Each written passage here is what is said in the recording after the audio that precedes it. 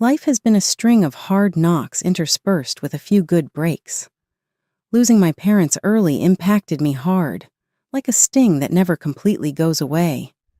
However, I was fortunate to be taken in by the elderly Robinson couple who lived next door. They were the most gentle people you could meet. They didn't treat me like a charity case, more like a grandchild. We were wealthy in love, and that's what really mattered. We weren't wealthy materially. That is, until they passed away in a car crash, right as I was starting to come into my own, approaching my 18th birthday, and considering going to college. In an instant, I found myself back on my own. The Robinsons bequeathed me some cash for my education and their former suburban home. Though I didn't like the amount of ghosts there, it was a warm place full of memories. I decided to sell it and get a tiny apartment in the city close to the institution where I had enrolled to pursue a degree in financial management.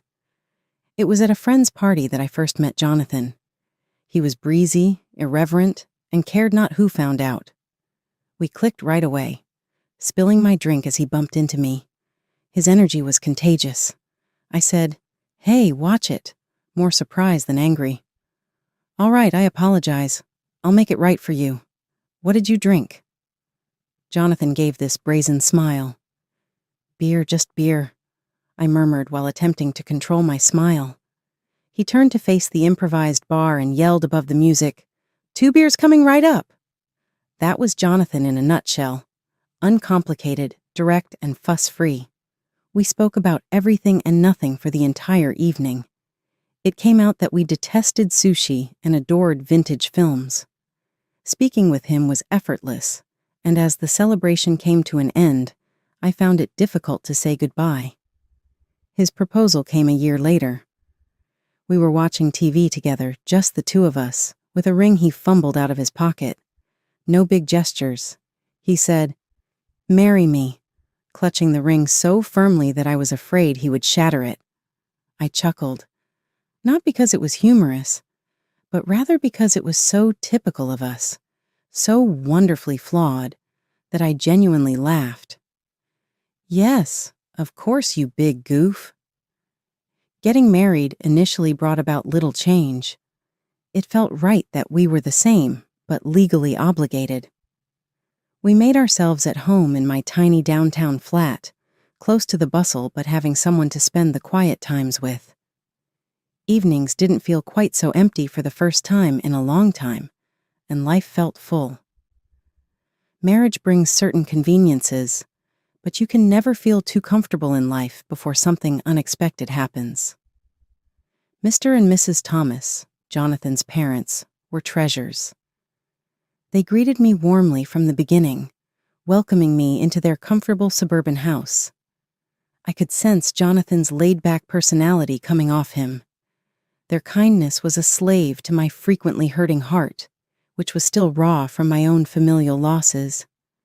Mrs. Thomas would often say, "So happy you're part of our family now," and she would squeeze my hand in a way that was simultaneously overpowering and encouraging. "I'm grateful," I would honestly say.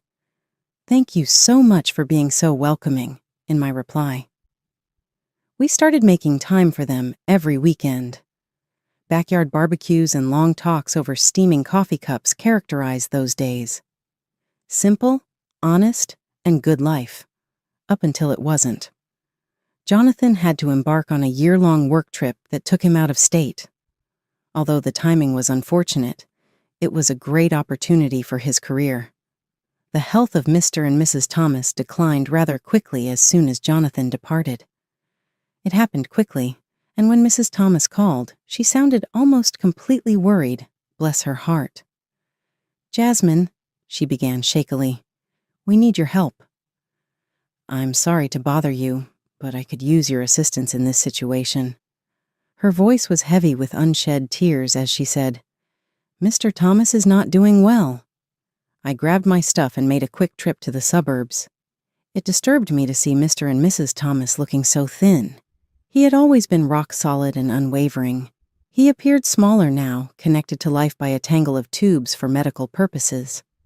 I moved easily into their domestic routine, taking care of the cooking and cleaning while Mrs. Thomas attended to Mr. Thomas's needs. I used to spend my evenings reading aloud from his favorite classics to them, with his eyelids frequently fluttering closed before I could finish a chapter. On good days, he would mumble, "Thank you, Jasmine," his voice losing some of its former strength. "It's my pleasure, really," I would remark, holding his hand and attempting to console him with a kind touch. Mrs. Thomas sat down at the kitchen table one calm day as I was preparing vegetables for dinner.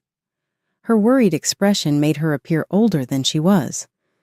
She wrung her hands anxiously and said, "Jasmine, I don't know where to start this, but we're having a slight issue. Mr. Thomas was the main earner, you know, and with him like this—" I put down the knife and focused entirely on her. "Honey, we're in a hurry. Would you think about renting out your apartment? I hate to even ask. Maybe it will help us get through this difficult time." She looked down, obviously mortified. Her comments weighed their predicament, hanging in the air. I felt sorry for them. When I had no family, they took me in and gave me one. How could I refuse? I tried to lighten Mrs. Thomas's load and said, "Of course, Mrs. Thomas, I'll get on it right away," without even thinking twice.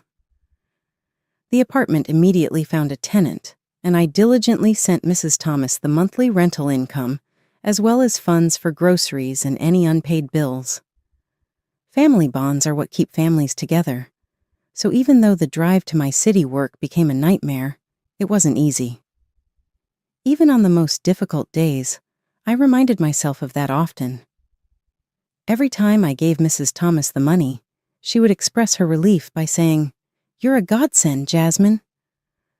My only comfort came from Jonathan's calls.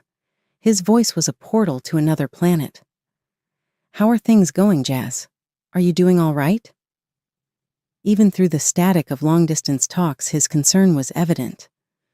I would force a smile into my voice and say, "We're handling it.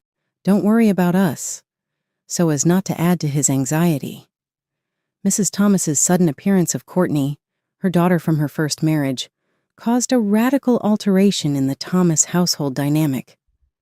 The atmosphere changed instantly. Courtney's presence was like a chill wind slipping beneath the door. Although I wasn't familiar with her, I had heard enough about her from Jonathan and had seen her icy interactions with Mr. and Mrs. Thomas during their brief but uncomfortable visits. Already I was having a hard time fitting in long journeys to work while taking care of Mrs. Thomas, who was bedridden and rapidly losing her health. The tension, however, increased exponentially with Courtney's presence. She made herself feel at home and made it obvious that she was here to stay. One evening, following a particularly demanding day, Mr. Thomas made a feeble motion to draw me to him. His voice was a strained, anxious whisper that was hoarse. "Jasmine, please keep an eye out for Courtney." He replied, "She's a very bad person," and the gravity in his voice made my stomach clench. "Mr. Thomas, I get it." I pledged to exercise caution, even though I wasn't entirely clear what I was pledging to avoid. As Mr. Thomas had warned, Courtney didn't take long to set up her new order. The first indication appeared when I discovered her one morning in the kitchen, her presence hovering over the breakfast nook like a storm cloud. She sipped her coffee abruptly and regarded me as if I were an intruder in her mother's kitchen.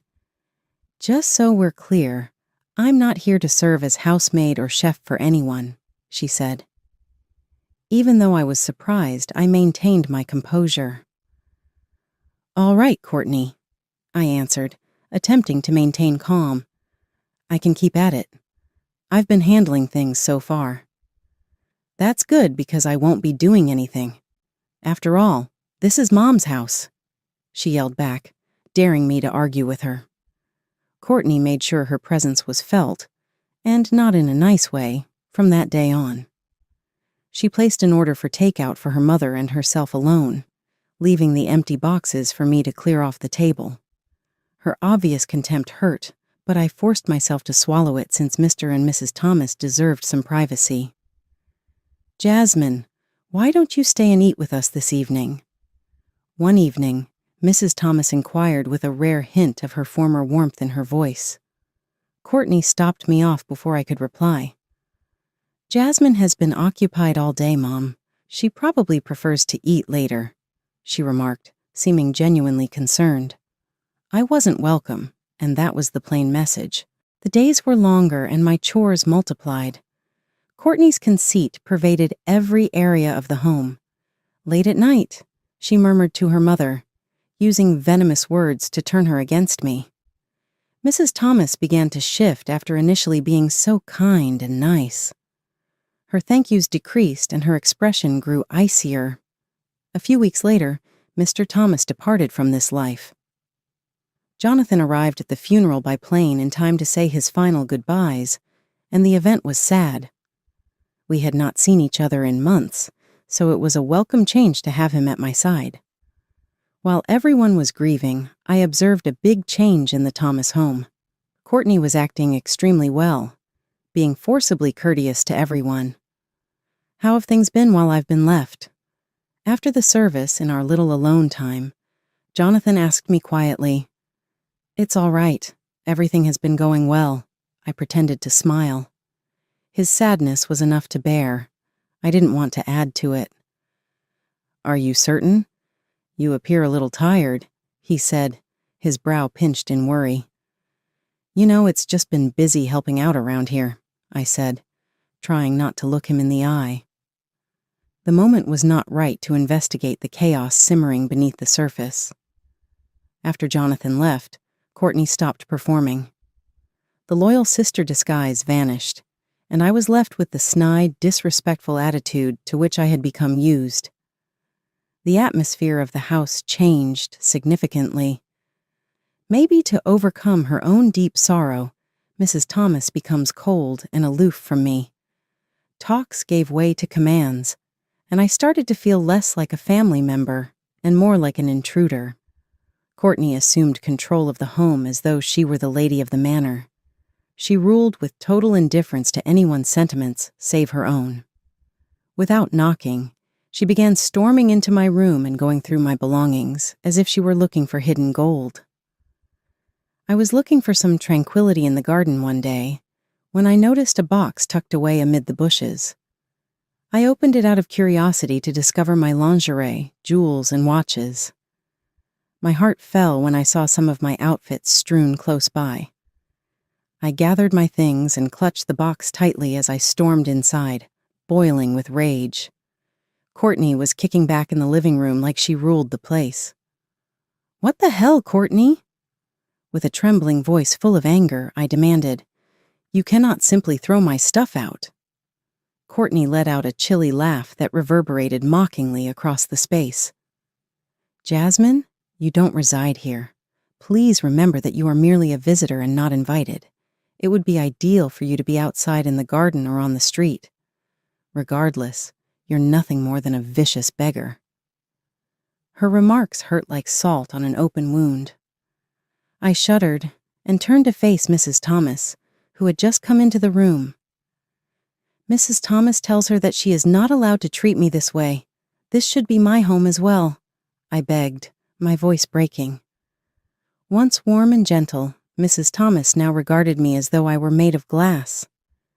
Now, this is Courtney's home. Perhaps you should look for another place to reside.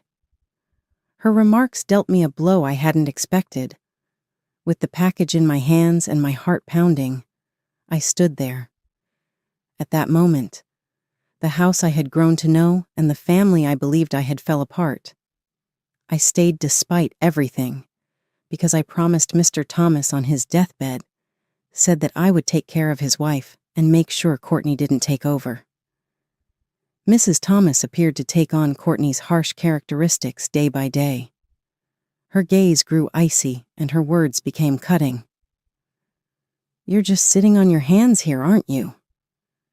One evening, as I was clearing away after dinner, Mrs. Thomas lost her temper. Her tone was tinged with contempt. I tried not to let her remarks affect me, but I still said, I'm trying my best to keep things running smoothly. Best was able to trick me. Looks like you're just taking advantage of others. She sneered, before walking out of the room. Her remarks cut quite close. I had rented out my flat and given almost all of the revenue to Mrs. Thomas, so I knew I was anything from a freeloader. Besides, I did most of the chores, and Courtney just offered criticism.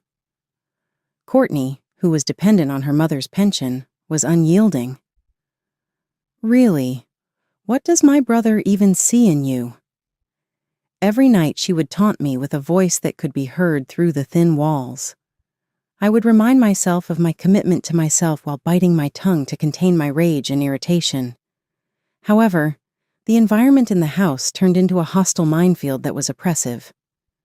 When I arrived home early from work one evening, everything seemed to be off balance. Unaware that I had arrived, I entered the living room to find Courtney and Mrs. Thomas engaged in a contentious argument.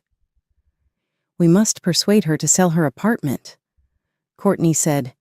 "You know how much we could use that money," in a calculated and selfish tone.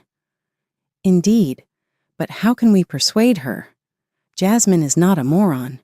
She refuses to simply give it to me," Mrs. Thomas retorted, sounding a little envious and frustrated. "Mom, leave it to me. I'll gently persuade her to do it. We can finally live the lives we deserve after she signs it over," Courtney said, her words slithering through the air like a snake.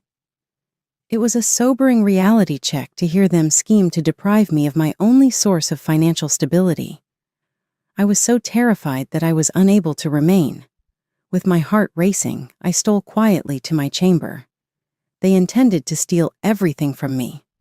I could not stay after this. The decision had been made then. My hands shaking, I hurriedly packed my belongings, since every moment I spent in that place felt like a countdown to catastrophe. They didn't deserve farewells, so I didn't bother. I stole out the back door and called a cab to get me to the station. My mind was racing with questions as I sat on the train headed to Jonathan's state. Would Jonathan be able to comprehend? Would he support them? Although I was terrified of what might happen if I stayed, the uncertainty was still unbearable. I gazed out the window, taking in the passing scenery as a mixture of resolution and anxiety settled in my chest.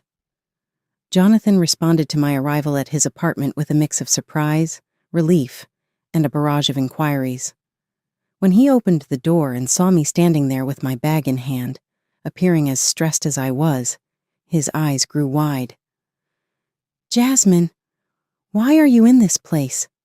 Is everything in order?" He moved aside to let me enter and asked.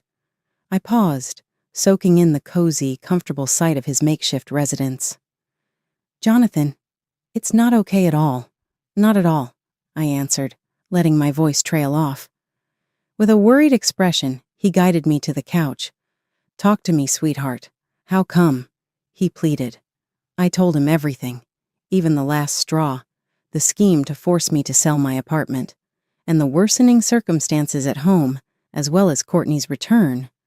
Before this, I hadn't wanted to bother him or cause him further stress while he was gone at work. I spoke, and with each word, Jonathan's face grew darker. His jaw was clenched and his fists clenched by the time I was done. His voice was a mixture of worry and rage as he said, "Why didn't you tell me any of this before?" I didn't want to agitate things more. I felt stupid now, but I believed I could take it, I admitted, with a furious outburst. "Damn it, Jasmine. You shouldn't have taken on anything like that alone." He got up to pace the space. "I cannot comprehend how my mom and Courtney would treat you this way." He paused and fixed his piercing gaze on me. "My wife will not be treated this way by anyone." "There's no way," he exclaimed, removing his phone. With my heart racing, I watched as he called his mother. Barely twice did the phone ring before she answered. Jonathan's shoulders were too tight for me to hear what she was saying. "Mom, we need to end this. I'm aware of everything, and I refuse to put up with it. You may forget about our assistance if Courtney stays, and if you don't start treating Jasmine with dignity." Jonathan said, "No more money, no more nothing," in a tone that left no space for disagreement. After a short, heated argument, There was stillness. Jonathan gripped the phone more tightly. At last, he muttered, "Fine, if that's your choice, then I've made mine," and hung up. His expression softened as he turned to face me. "Looks like we're all alone now, sweetie. That's all we require," he remarked as he walked up to embrace me. I leaned against him, the security of his arms protecting me from the tumultuous wave of feelings. I whispered, "Just us," realizing that what he had said was true. Now that we were alone, it felt acceptable in some way. I talked into the night with Jonathan. We talked about realistic topics like my work-from-home schedule and our budget, without having to worry about taking on the additional burden of helping his mother, Courtney. It seemed like we were starting a new chapter together, just the two of us. We are all in this together, no matter what. It's just me and you versus the world, right? Jonathan grinned determinedly and replied. With him by my side against the outside world, I felt more assured and replied, "Right," grinning back. The following few days were packed with activities. Thankfully, my employer agreed to let me work remotely after I reached out to them. Jonathan assisted me in removing my belongings from storage and organizing my home office into his living room's corner. It was serene and ours, even though it wasn't ideal. After we had been at peace for a week, I received a call that startled me like a ghost from another life. Mrs. Thomas was the one. Her voice, which had once sounded lovely to me, now radiated a mixture of boldness and desperation. "Jasmine, why am I not receiving my payment for this month?" "You understand how much we rely on it," she immediately insisted. For a time, I was struck into silence. She had unreal nerves. "I'm sorry, but after everything, you really expect me to continue supporting you?" With a tone more of incredulity than anger, I asked. I could hear Courtney's strident, angry voice in the background. "She is merely an inconsiderate girl. Make her send the funds over," Courtney growled. I saw Mrs. Thomas's horrified expression pass before my eyes. "But we're family," she at last uttered, her voice appealing and angry at the same time. "No, family doesn't behave like one another." I said firmly, "Goodbye, Mrs. Thomas," and hung up before she could answer. I was shaken by the call, but Jonathan was there for me, offering resolute support. "Jasmine, you made the correct decision." He put an arm around my shoulders and soothed me, saying, "It's time they learned to stand on their own." Soon after we had returned to our hometown, we received yet another surprise. I was expecting. We were pleasantly surprised by the news, and the future appeared full of opportunities. We decided that it was time to sell my flat and purchase a modest suburban home close to a reputable school so that our child could grow up there. Mrs. Thomas gave us another call as we were organizing our move. This time her tone was different, more frantic, almost pitiful. I apologize for my mistake. Courtney seized the money, made me sell the house, and left me with nothing. Could I maybe move in with you and Jonathan? Her request sent a shiver down my spine, and her voice was unsteady. This was a test of my determination, after all. "When you united with Courtney against us, Mrs. Thomas, you decided to go this route. You could have made a different decision," I murmured, maintaining a steady tone despite my internal anguish. "You have a good heart, even if I know that I have made mistakes. Are you unable to pardon an elderly woman for her poor decisions?" She begged. I sighed, knowing the suffering her decisions had caused, but yet feeling sympathy. "Even though I've long since forgiven you, that doesn't mean I can welcome you back into my life." I answered, "You have to live with the consequences of your actions, just as I have," and hung up. I stubbornly blocked her number with a tap. We proceeded with our plans and bought a cute house with a small garden for our kids to play in. It was one of those slow Sunday mornings when you take your time reading the newspaper and sipping coffee. A headline that drew my attention as I turned the pages said, "Local woman arrested for massive fraud scheme." There, I saw Courtney, looking defeated and chained, staring back at me from the page. I couldn't help but feel a wave of shock and, to be honest, slight vindication. I yelled out, "Look at this, Jonathan," and held up the newspaper for him to see. "This is Courtney. She was sent into custody for fraud." Jonathan picked up the newspaper and studied the story with a serious look on his face. "Whoa. It's a lot to process, even though I can't say I'm surprised." I answered, feeling a sense of finality I wasn't aware I needed.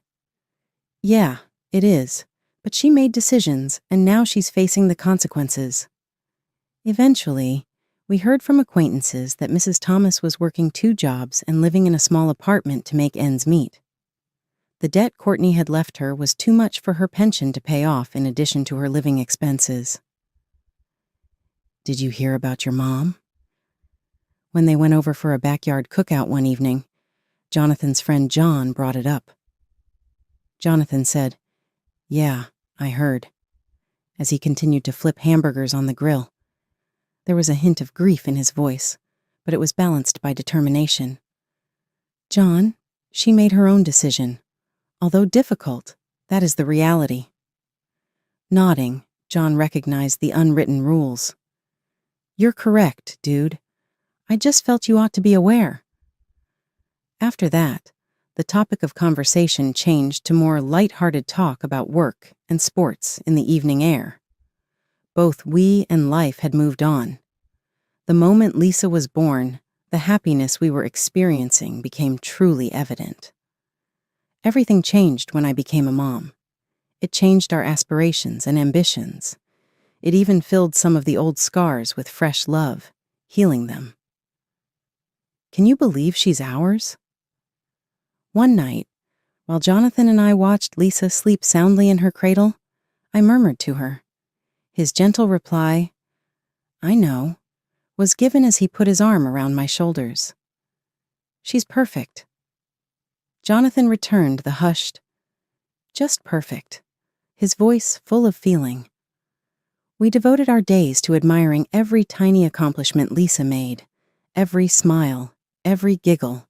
She was our little miracle, and when she was around, the bad memories of the past seemed to fade away and make way for pleasant ones.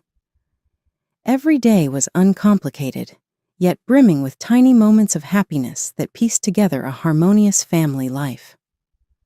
We strolled around the park, chuckling while Lisa attempted to pursue butterflies. We read books and played games on chilly nights at home. Our shared love for our daughter allowed Jonathan and me to connect on a deeper level, and our relationship became stronger every day. I sat in the garden with Lisa one bright afternoon while Jonathan was at work, watching her play with her toys. The air was thick with the aroma of roses, and the flowers were in full bloom. It was the ideal time, a moment captured in time of the life we had created together. "Look, Mommy," Lisa exclaimed as she held out a flower she had chosen. "My dear, that's really lovely." I grinned at her. I pondered the route that had led us to this point while I observed her. Although the difficulties we had faced were painful, they had brought us to this peaceful and happy spot. I was incredibly appreciative of Jonathan's love and support, as well as the strength we had discovered in one another. Jonathan reached across the table to take my hand when we sat down to dinner that evening. "We've come a long way, haven't we?" With love in his eyes, he spoke. "We have," I said, holding his hand tightly, "and I would not change a thing." With optimism and resolve, we approached the future together, confident that we could conquer any obstacles that lay ahead. Our hearts were joyful, our family was solid, and our love was unshakable. We therefore made the most of every day, savoring every second, and creating a life full of love, joy, and limitless opportunities.